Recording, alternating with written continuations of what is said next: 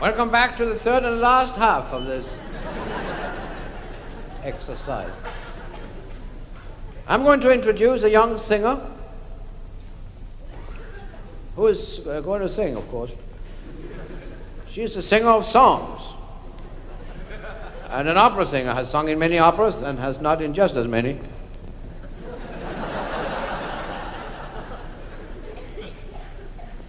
And she sings very well, many things. I met her about 2 years ago when she performed with me in a concert in Washington, D.C., in the famous concert hall there, the Constitution Hall. That was a Sunday performance, Sunday evening performance, and I arrived early Sunday morning in Washington, D.C., because I was going to have lunch at the White House. And of course, I'm delighted to say that I did have the experience. I had lunch at the White House. I say lunch, I was just munching on some crackers as I followed the guide around.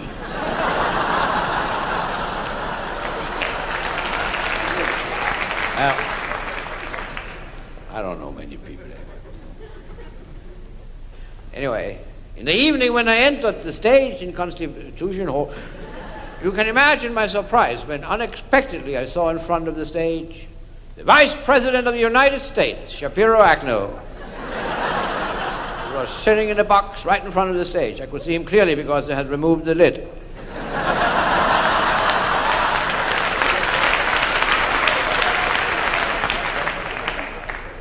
And as I completed the program, I rushed backstage to my dressing room, in front of the door to which stood a Secret Service man. Big sign here in the pocket. Secret Service. As I approached him, he pointed at me. He said, "You are Victor Borge." And of course, I thanked him for that invaluable information.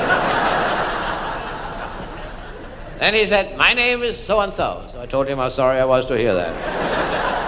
Yeah. And then he said, "The Vice President wishes to see you, and probably he wishes to thank you for the performance. Would you please prepare yourself to receive him? He should be here in less than a minute. He has already left his box." Now, I asked him if he could give me some hints of what was expected. What can you do in less than a minute, because time was marching on, you know. Now we had only a half a minute. And what kind of preparation can... Maybe wash one hand. And in that case, which one? So, well, anyway, then the door opened suddenly, and that was fortunate because the Vice President just stepped through the opening at that time.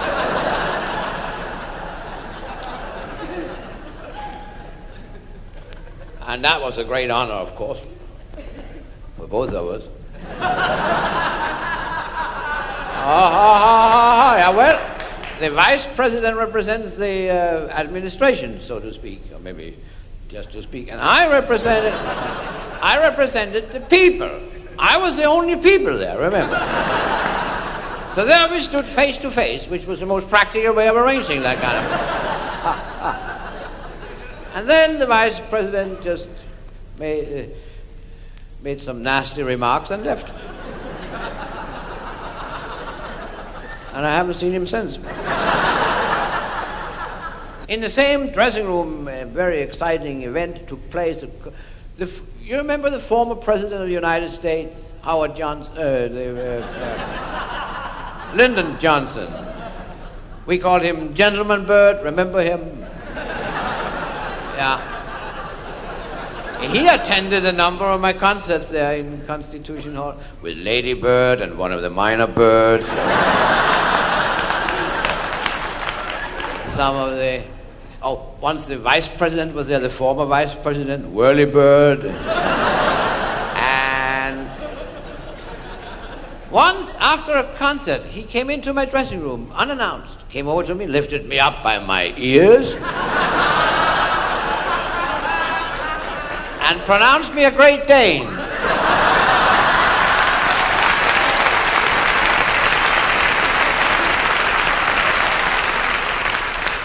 So there I was, hanging around for a little while. Then the president said, now do something. So I bit him.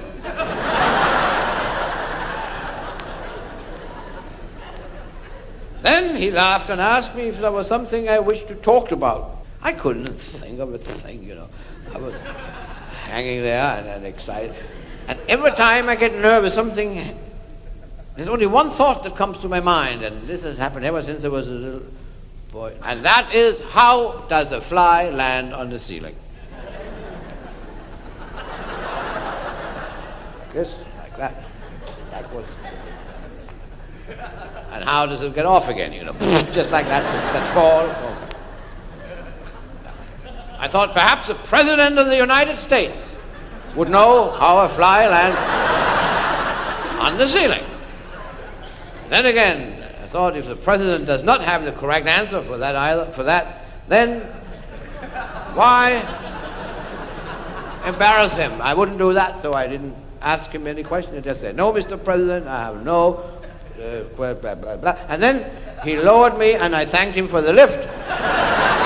And that was the end of that whole episode. I just thought I would let you know that things like that happen, and not necessarily in public. Now, my wife and I are still very fond of the Johnsons. We are fond of them. We use their wax every day. We use it all over the place. Now that I have told you all I know about the young singer who is going to sing for us, would you please welcome Miss Marilyn Mulvey.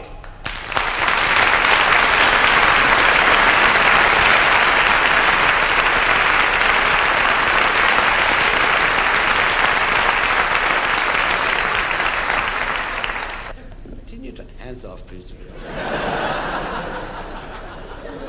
We have a deal. Miss Mulvey doesn't touch my piano. I don't lay hands on her coloratura.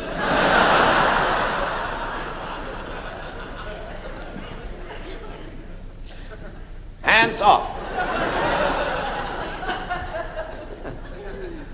All right. Well, we know your name now because Marilyn Mulvey is a very lovely name, and that's the one to whom you belong. To which she belongs. Yeah. Where are we? Oh, you're going to sing, yeah? Why didn't you say so? Is that dress on backwards, or what is that? Is that forward? Okay. It's fine with me. What have you decided to sing tonight? Caro Nome from Rigoletto. Oh, God.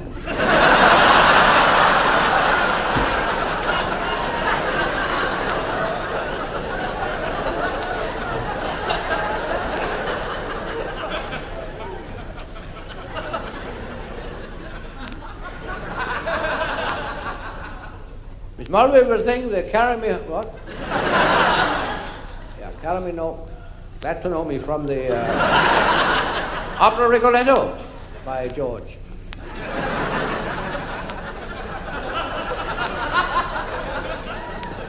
It won't take long. If I can help it. And I can't. Okay, ready?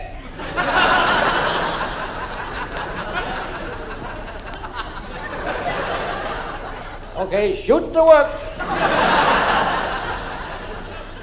Good luck. To you too.